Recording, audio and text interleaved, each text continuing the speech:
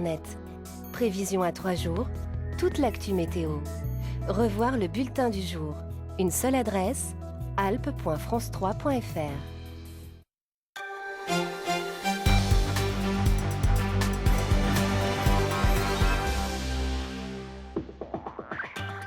Bonsoir à tous, bienvenue dans le 19-20 et le Journal des Alpes. Nous irons dans le Vercors où Bruno Odos se repose après les événements tumultueux d'hier. Le pilote d'Autran revient sur les raisons de sa fuite de la République dominicaine et sur ses proches restés fidèles depuis son arrestation en 2013. Piloter un A320, vous en rêviez, Nedins l'a fait. Dès la semaine prochaine, un simulateur de vol va ouvrir ses portes dans cette cité de Haute-Savoie pour permettre au grand public de s'initier au vol sur long courrier. Yannick Noah de retour dans les Alpes. En Savoie, la mobilisation s'active autour de la candidature de la ville olympique pour recevoir le premier tour de la Coupe Davis en mars 2016. Elle compte sur ses atouts et son expérience face aux deux autres villes candidates. Virna Saki prendra le relais à 19h30 pour l'édition nationale et 2 grands titres. Quelle suite après le retour en France des 2 pilotes d'Air Cocaïne? La République dominicaine va lancer un mandat d'arrêt international à l'encontre des 2 fugitifs, également visés par une enquête en France. Et puis bientôt terminé, les factures de portables vertigineuses après un séjour à l'étranger. Les surcoûts imposés par les opérateurs vont être interdits au sein de l'Union européenne. Ainsi en a décidé Bruxelles hier, mais patience, la nouvelle législation n'entrera en vigueur qu'en juin 2017. Dans les Alpes, comme partout ailleurs, le mouvement des avocats est entré dans sa 3e semaine. Il reste mobilisé contre la réforme de l'aide juridictionnelle qui prévoit notamment la baisse de leur rémunération. Ce mouvement social qui dure pose aussi la question du report de certaines audiences. Cet après-midi à Grenoble, les robes noires sont allées à la rencontre des justiciables. Pauline Allo, Didier Albrand. Les allées du palais de justice de Grenoble complètement vides. Depuis le durcissement du mouvement des avocats et la grève totale, les robes noires ont troqué les salles d'audience pour les manifestations dans les rues. Objectif, expliquer les raisons de ce mouvement, justifie aussi le report des procès. Je pense que tout le monde a le droit d'exprimer son mécontentement. Les reports d'audience, ça va être du report dans le temps, ça va être des tribunaux qui vont être encore surchargés. Mais je pense que quand quelque chose ne va pas, il faut le dire. La compréhension et le soutien d'un côté, mais pour certains justiciables dont le procès aurait été reporté, l'attente peut être longue, plusieurs mois parfois, une conséquence négative qui toucherait finalement un peu tout le monde. On comprend d'autant mieux l'insatisfaction des justiciables que les avocats souffrent eux-mêmes de ces reports, puisque l'avocat est un professionnel libéral qui a tout intérêt à ce que ces dossiers avancent pour pouvoir facturer et gagner sa vie. À Grenoble, chaque jour au pénal comme au civil, des dizaines de procès sont reportés, mais d'autres sont maintenus sur décision des magistrats, entraînant parfois des situations surprenantes. On a des difficultés, notamment pour la justice des mineurs, qui ont une politique de refus de nos renvois et qui mettent en examen des mineurs sans avocat. Le barreau de Grenoble est l'un des 100 barreaux concernés par une grève totale sur 164 barreaux. Les négociations entre les représentants des avocats et la chancellerie se poursuivent pour tenter de trouver des solutions au financement de l'aide juridictionnelle. Et justement, on vient d'apprendre qu'un accord vient d'être signé entre les avocats et la chancellerie, accord qui devrait mettre fin à ce mouvement. De retour chez lui depuis hier, dans le Vercors, Bruno Odos aspire à retrouver le calme après les événements rocambolesques de ces derniers jours. Nous avons pu le rencontrer à son domicile, à Autran, ce matin. Il rend hommage à ses proches qui ne l'ont jamais lâché et raconte comment il s'est senti piégé et abandonné sur cette île des Antilles. Tiffaine Honoré, Anne Pleuillard. Réfugié chez lui, Bruno Odos ouvre sa porte ce matin avec un sourire fatigué. Les dernières nuits ont été courtes depuis son retour en France il y a 4 jours. Le pilote reconnaît avoir pris de gros risques en s'enfuyant de République dominicaine, mais ne regrette rien. On était en liberté conditionnelle, c'était pas une liberté, c'était un maintien dans une cage un peu plus grande, quoi. Donc c'était à tout moment, vous y pensez tout le temps. C'est une île, donc dès que vous mettez au pied au bord de l'eau, vous regardez plein est, c'est chez vous. Hein, donc. En France, je ne suis pas accusé, on est mis en examen, donc on fait partie on est écouté pour la recherche de la vérité dans une enquête qui est menée par un juge d'instruction. Et ben, c'est ce qu'on va faire, on va essayer d'apporter notre part de vérité à cet édifice-là. Puis après, on verra bien ce qui se passe. Lâché par l'État français, c'est ce qu'a ressenti Bruno Odos ces 2 années. Le soutien, il l'a reçu de la part de ses proches restés à Autran. Dès son arrestation en 2013, ils se sont mobilisés. Vente de muguets, tracts ou encore concerts, ils n'ont jamais baissé les bras. L'objectif était déjà de soutenir nos pilotes et leurs familles moralement, de récolter le plus d'argent possible pour les aider là-bas, parce que sur place, ils en avaient besoin, pour qu'ils se défendent, pour les familles aussi, pour leurs familles, pour que leurs familles puissent aller les voir. À chaque manifestation, de toute façon, l'équipe avait le badge, on en a vendu aussi. Et puis là, c'est notre dernière. Alors on avait imprimé un tract à l'issue du procès, et qu'on a diffusé assez largement. Et puis du coup, on a tout arrêté puisqu'ils sont de retour. Sa famille et ses proches vont maintenant pouvoir retirer la banderole à l'entrée du village dans les jours prochains. Et notez bien que l'intégralité de cette interview de Bruno Odos est en ligne sur notre site alpes.france3.fr. La grogne des commerçants grenoblois contre la mairie monte d'un ton. Après avoir quitté la table des discussions au début du mois, ils ont placardé des affiches sur leur devanture pour protester contre la politique de la ville qui mettrait leur activité professionnelle en danger, en interdisant notamment certains grands axes à la circulation. Nicolas Elandalouci et Christelle Thomas. Des affiches sur les vitrines, c'est l'idée des 3000 commerçants grenoblois pour interpeller la municipalité. Pour ces professionnels, l'insécurité ou encore le manque de propreté de la ville aurait des conséquences néfastes sur leur activité, tout comme l'absence de concertation avec les élus avant la mise en œuvre de certains projets. Il y a plein de projets qui se font et nous ne sommes pas au courant. Nous sommes mis devant le fait accompli au dernier moment et ça, on ne peut pas supporter. Dans le viseur des commerçants, la construction d'autoroutes à vélo. Elles entraîneraient selon eux la suppression de la circulation automobile sur des axes stratégiques d'accès au centre-ville, comme ici sur le boulevard Agut-Samba. Il n'y aurait que de la circulation bus, que de la circulation piétonnière, trottoir élargi, et circulation vélo. Bon, rien de désordonné là-dessus, sauf qu'on va couper toute circulation sur un axe majeur. Et couper une circulation sur un axe majeur comme celui-ci, c'est extrêmement préoccupant pour les commerçants, puisque c'est des clients qui ne pourront plus venir. Jean-Marc Blanche est installé sur le boulevard depuis 20 ans. Il a déjà perdu la moitié de ses clients depuis 2008 et craint que sa situation ne se dégrade encore. Alors pour lui, mieux vaut prévenir que guérir. Il possède déjà un bail pour transférer sa boutique à Vars, une ville plus accessible en voiture. Je vous fais voir donc mon bail commercial, qui a donc été signé le 20 avril, parce que déjà les premiers bruits commençaient à courir de ce projet. Je suis un pur grenoblois et je vais devoir quitter ma ville natale. Mais bon, moi, il faut que je continue à vivre et faire tourner mon affaire. Les commerçants grenoblois attendent désormais des réponses de leurs élus, comme nous, car malgré nos sollicitations, la mairie n'a pas souhaité communiquer. Cette initiative bien dans l'air du temps et qui peut donner des idées maintenant grâce à un nouveau concept de micro-franchise solidaire lancé par l'Association pour le droit à l'initiative économique et par Cyclopolitain, un fabricant de triporteurs.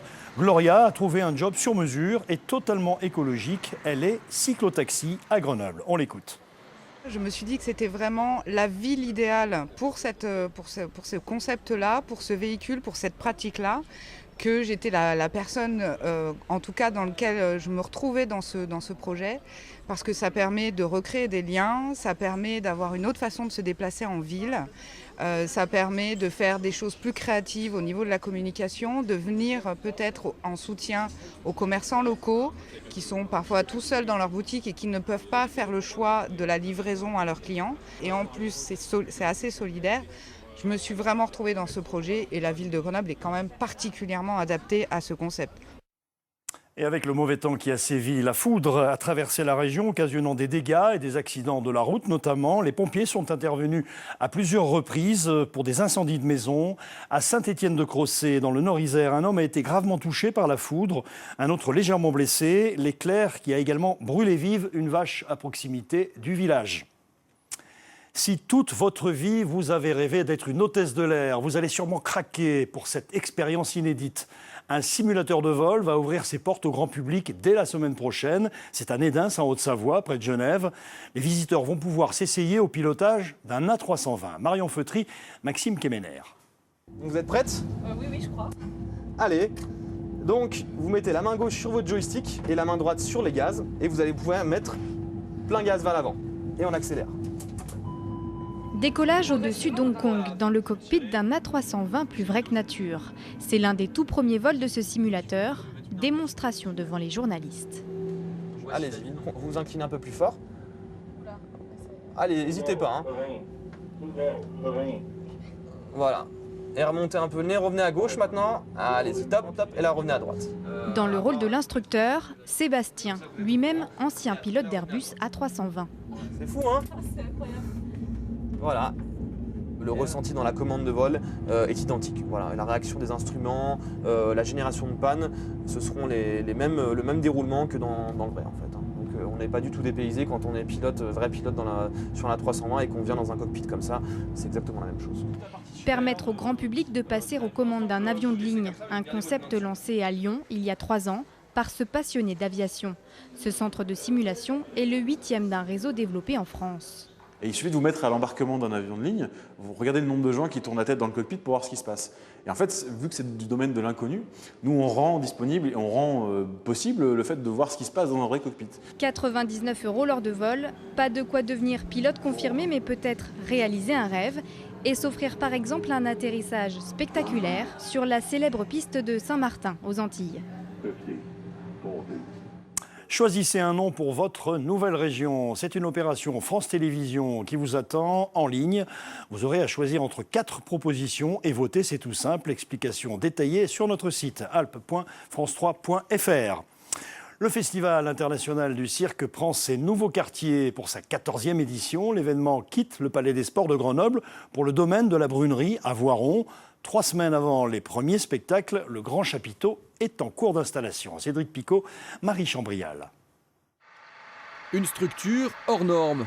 18 piliers, 4000 mètres carrés de surface au sol, 2 pistes de spectacle et une capacité de 3500 places. Voiron accueille l'un des plus grands chapiteaux du monde. À l'étranger, il y a des très très grands chapiteaux.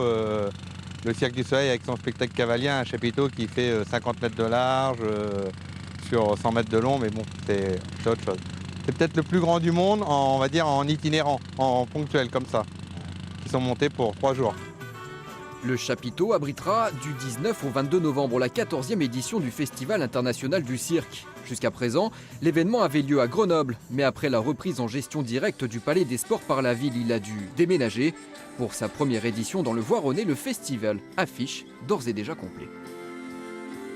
On fait 17 500 places, non seulement la région Rhône-Alpes, mais ça vient de partout. Et les Lyonnais viennent beaucoup, je crois que c'est parce que justement il y a une fluidité facile entre Lyon et Voiron. Le pays voironnais sait bien se placer et il a accueilli bien volontiers le festival. Les collectivités locales ont financé l'événement à hauteur de 150 000 €. L'investissement porte déjà ses fruits. On a nos hôtels qui sont pleins, nos restaurants qui vont tourner, le fioul est pris dans une entreprise du pays voironnais, c'est une fonderie voironnaise qui réalise l'étoile d'or, le trophée qui est remis aux vainqueurs du festival. Donc de ce point de vue-là, il y a déjà des retombées qui sont importantes. Et puis indirectement, je crois que ça contribue à faire parler de la ville et du pays voironnais un peu plus loin qu'habituellement nos frontières.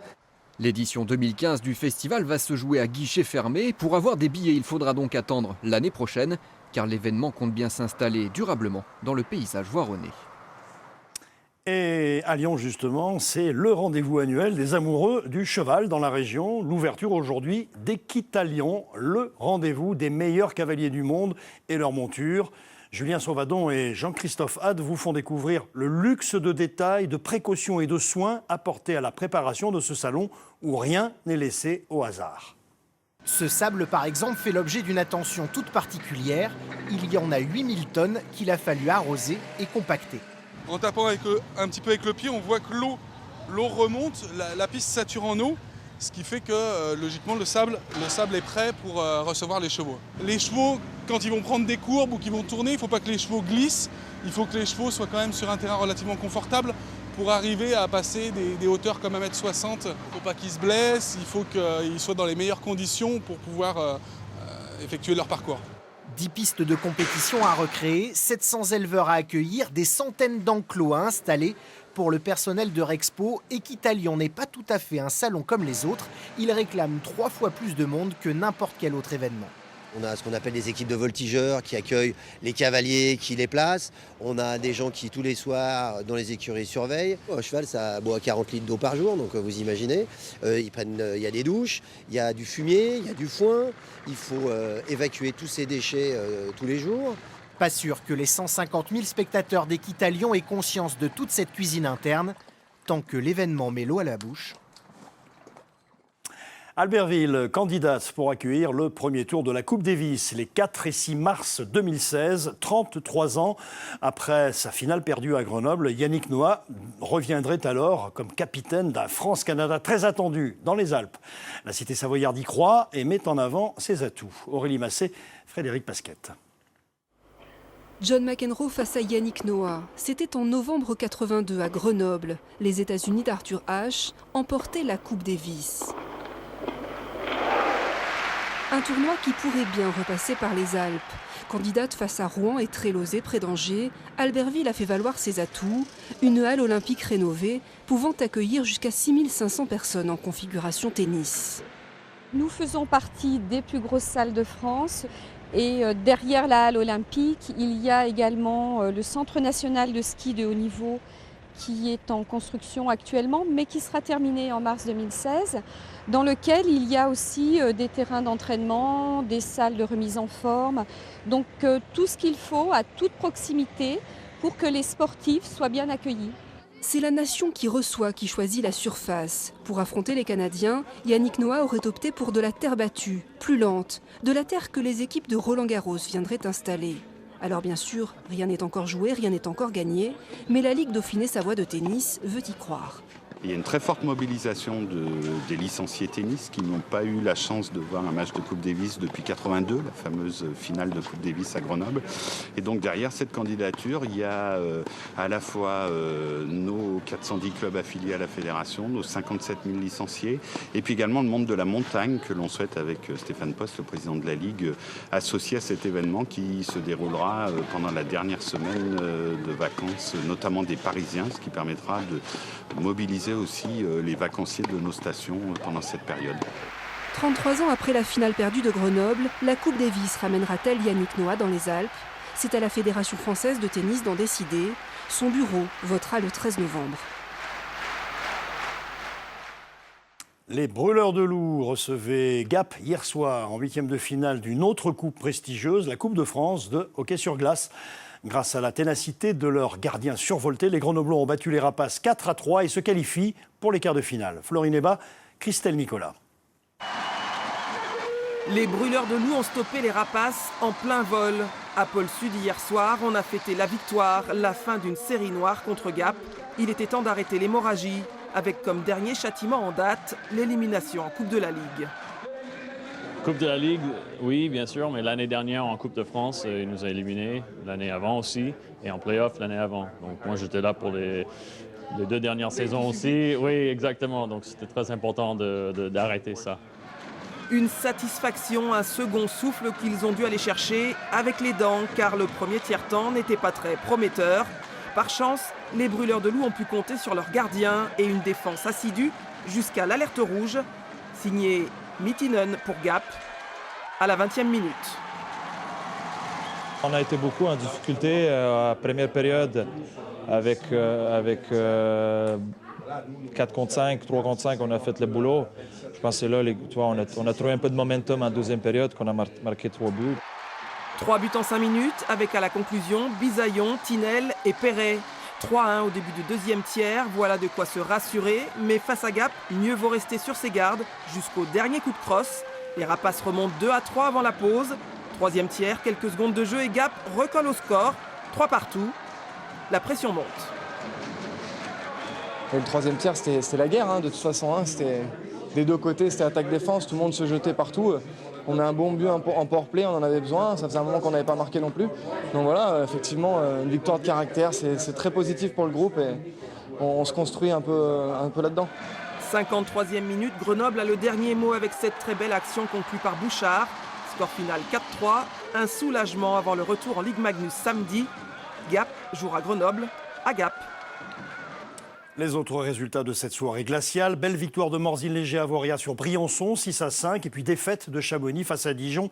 Les Chamois quittent la Coupe de France. Football, la coupe est vide pour Évian-Thonon-Gaillard qui a fait match nul de partout et s'est incliné au tir au but face à Laval hier soir en 16e de finale de la Coupe de la Ligue. On passe maintenant au dernier feuilleton sur les cristalliers du Mont-Blanc. Après 2 jours d'efforts à arpenter la montagne sans résultat, Dominique et Xavier vont enfin être récompensés et mettre la main sur un gisement de cristal quelque part dans le secteur de l'Aiguille Verte. Une journée commencée au petit matin. Jordan Guéant, Maxime Kemener. Ouais.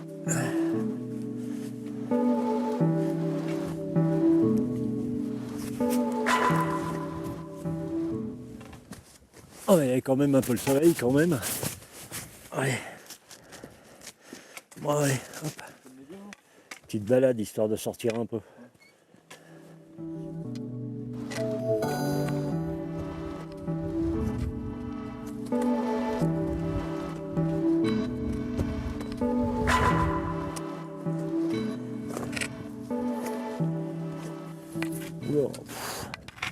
Il y a du chenille par là. Cet endroit, pas très loin de l'Aiguille Verte, Dominique l'avait repéré depuis 3 ans.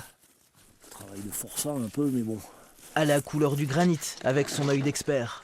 À 3000 mètres d'altitude, après 3 jours d'expédition, les cristaux sont enfin en vue. Ouais, il y a quelques pièces qu'on découvre, mais c'est pas vilain en couleur quand même. Hein. Ouais, tu vois, ça, il y a toute la bordure du four qui a dû tomber là dans les gravats. Et puis il faut tout regarder comme il faut. Ça devait pas y être dégelé avant, tu vois. Ça devait être tout en glace et il devait certainement y avoir la pente de neige sur 2-3 mètres de plus. Et là, avec une année exceptionnelle comme cette année, ça a tout fondu, ça a tout posé. Et en plus, la terre dessous est pas gelée, donc ça a vraiment chauffé. La pointe, elle est bien structurée. Tu vois, la pointe, elle monte avec ses 6 faces, là, comme ça, dessus. Voilà. Les cristaux correspondent à la formation du massif du Mont-Blanc, qui est un massif granitique. Donc, c'est-à-dire qu'en termes de durée, il faut compter 100 millions d'années. La période de formation a duré environ 20 millions d'années. Et là, en fait, ce qu'il faut se dire, c'est que c'était 20 km sous terre. Et là, on est à 3000 mètres, au-dessus de la mer. Donc, c'est assez, quand on y pense, c'est assez extraordinaire. Le granit, lui, il comporte une radioactivité naturelle qui est retransmise, qui est reprise par la quartz. Alors selon les rayonnements, selon l'intensité, tu peux trouver du plus foncé ou du plus clair, même dans le même trou. Pour moi, le mieux, c'est de trouver un peu une couleur qu'on appelle, nous, cognac, qui justement rappelle la belle couleur du cognac. Une couleur chaude, profonde. Ouais, c'est petit, mais c'est mignon, c'est pas cassé. Non, il y a du stock, mais enfin bon, il y a pas toutes les pièces sont pas belles. Après, il faut faire le tri, quoi. Là, on fait déjà après, on choisit, quoi, tu vois. On fait prendre les meilleurs pour être moins lourd, quoi. Ce jour-là, pas de grosses trouvailles, mais beaucoup de petits trésors. Le sac désormais chargé,